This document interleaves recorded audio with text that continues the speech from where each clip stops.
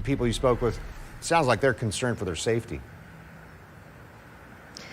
They really are, because some of them actually heard those gunshots. And you can see on the street here, you still see a shell casing here from what we think is from that incident last night. You saw on that doorbell clearly that there were those shots that were fired. Neighbors say they're nervous. This is happening near them.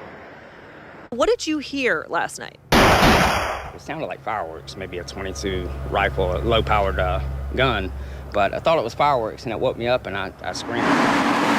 This man says he's on edge after hearing gunshots on the west side of town around 2:30 in the morning. In this doorbell video given to us by a neighbor, you see a vehicle driving down Jamie's Road shooting.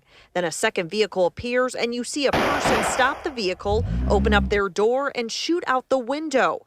The Jacksonville Sheriff's Office says no calls for service were made for this incident.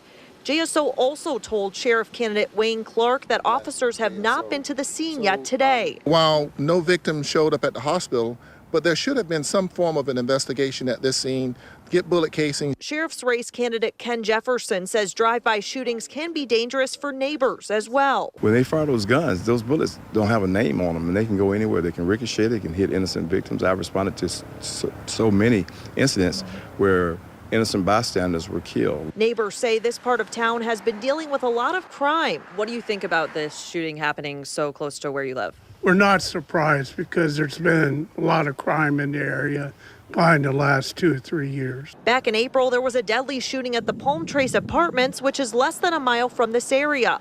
Lakeisha Burton, who is also a sheriff's candidate, says everyone needs to work together. So we need our community to work with us so we can identify these individuals who are, quite frankly, driving around our city as if it is the Wild Wild West. And this violence is louder than the people. Sheriff candidate Tony Cummings released a statement to News4Jax about the violence in our city, saying, quote, "These shootings are a public health crisis and should be treated as such. Our city leaders must move with a sense of urgency to address this crisis before more innocent lives are needlessly taken."